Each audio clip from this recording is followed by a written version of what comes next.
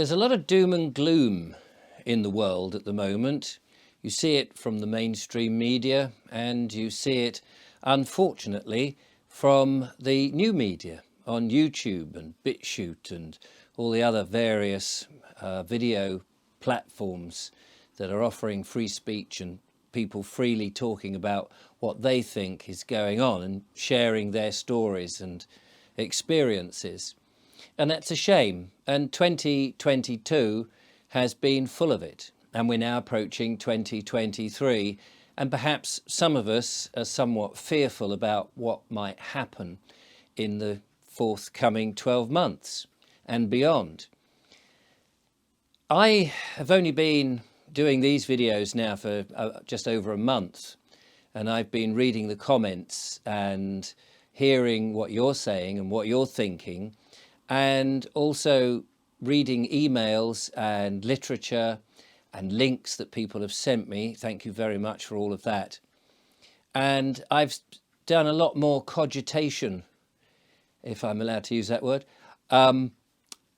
about the overall subject, and started to join the dots perhaps a little more truthfully in my mind.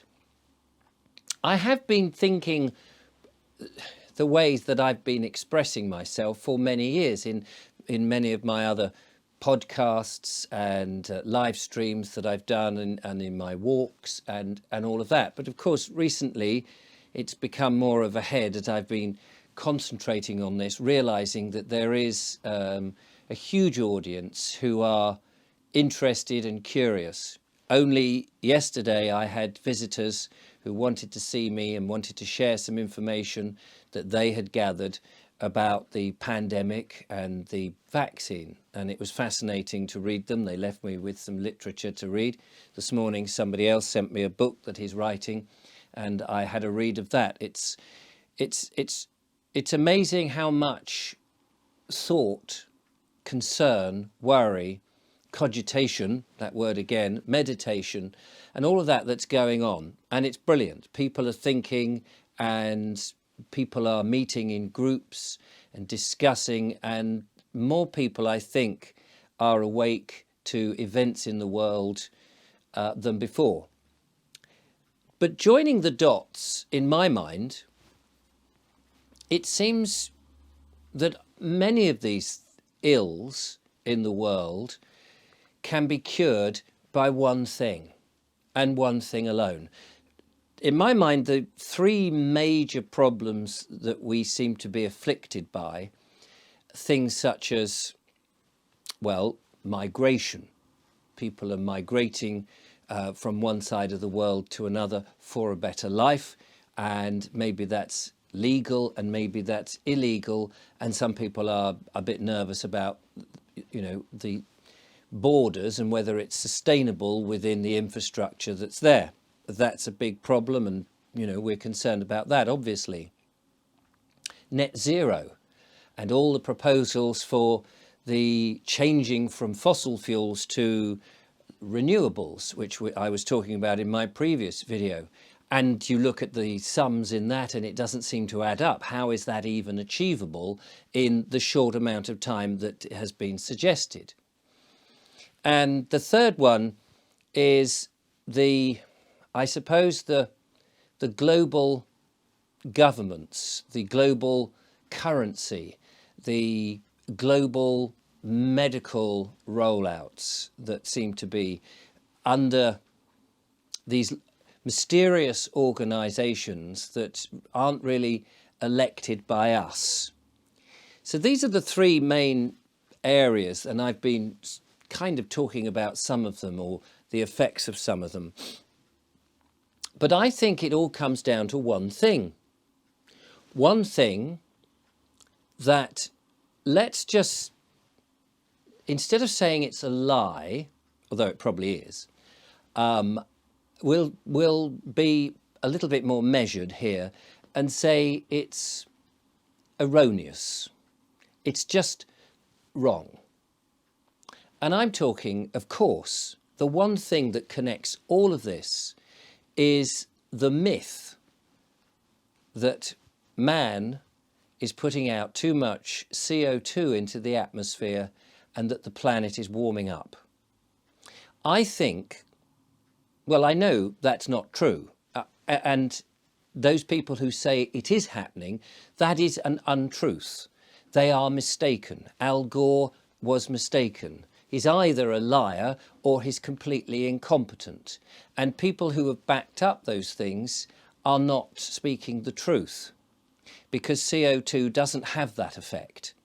And in fact, if you go back in time when CO2 levels were much higher, this is when trees grew and plants grew, you had in the parts per million of CO2 feeding the planet, bringing it life, and it is about life. If you take the stance that we need to reduce that, and I believe we're something like 415 parts per million, and people are saying that's very high, but actually that's very low. You need, I think it's 200 parts per million before trees, plants start to die off. And if that happens, well, goodbye humans, we'll die off too. So we're only 200 odd parts per million of CO2 in the atmosphere away from that, which I think is actually very scary.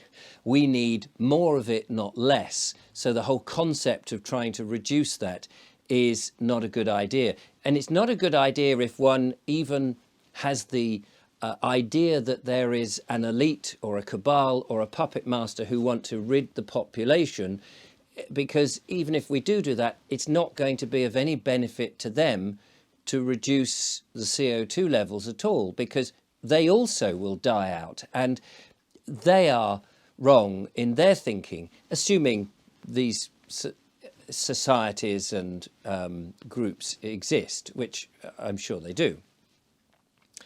So going into 2023, we have a mission. Those critical thinking, right thinking people who are actually genuinely caring for this planet, in my mind, my opinion is our mission is to argue more strongly against the myth that man-made global warming is a thing. People have been indoctrinated with this. Now let's just, for the sake of argument, just come with me and say it was a mistake, not a lie. It was a bit of incompetence, that these 15-minute cities, the migration of people are moving because they're fearful that their place further south will be terrible, and they're trying to find a different life somewhere where they can have a better lifestyle. Let's say that's all founded on this idea that the planet is going to warm up, which it isn't. And it's not true. And let's say that all of the organisation to do that, the one government, the one currency, is by benign people trying to cope with the idea that the planet will move up. Now, I don't actually believe that they are as benign as I'm making out, but let's suppose that they are benign, just for the sake of this argument. Even if there was not an evil intent in any of this, it's because of the global warming that they're doing everything. They think the planet is heating up. Knock out that argument, there's no need for the migration. Because if there's no global warming, which there isn't, and it's not down to fossil fuels, which it isn't, we can invest that people on the hotter climates can have their own industrial revolution, be pulled out of poverty, and have the great swathes of land that they have to live on, their own proper origin, which their home. That seems to be fantastic.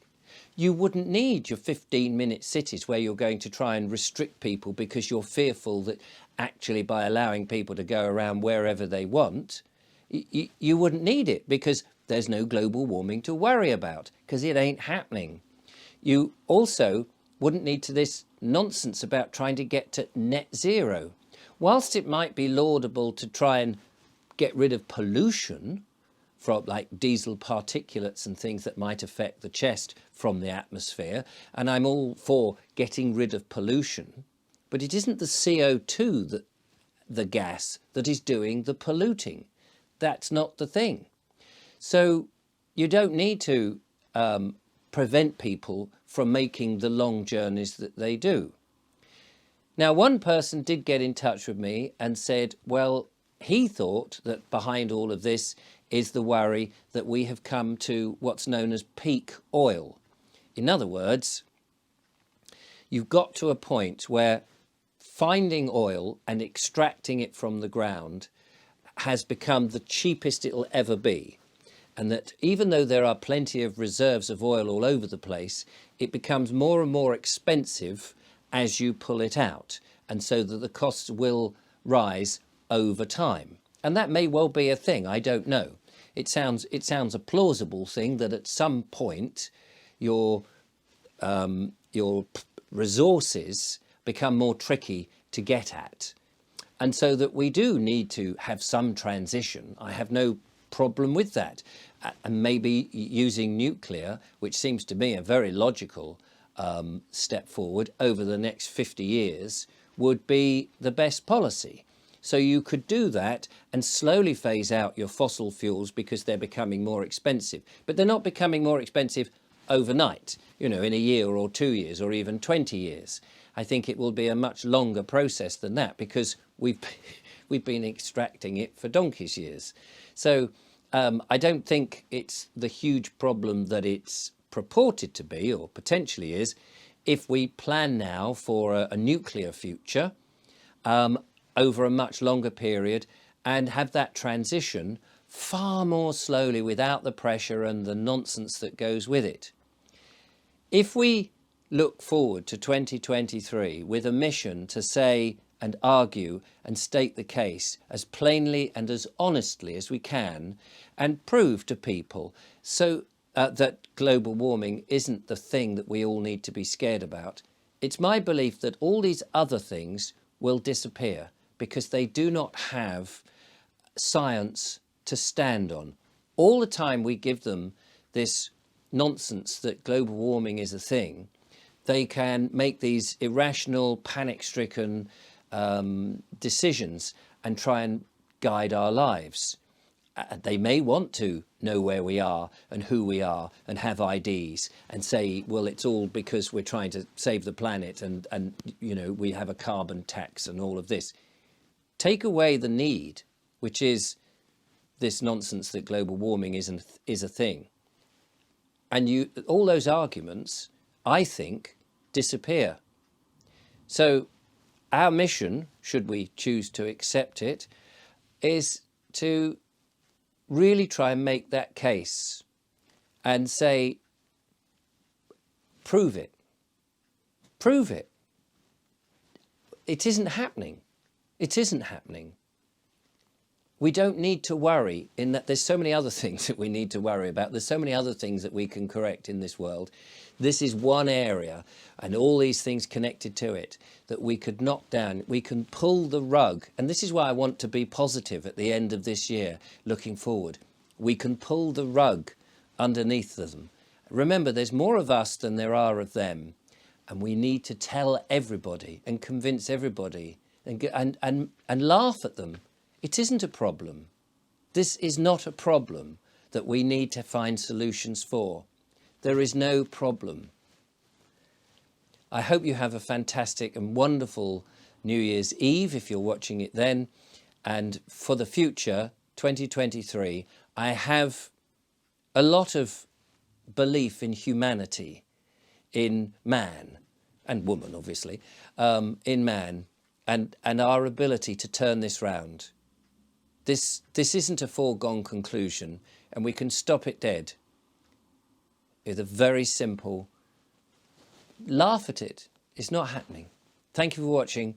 Happy New Year to you all, and thank you for supporting by watching this channel.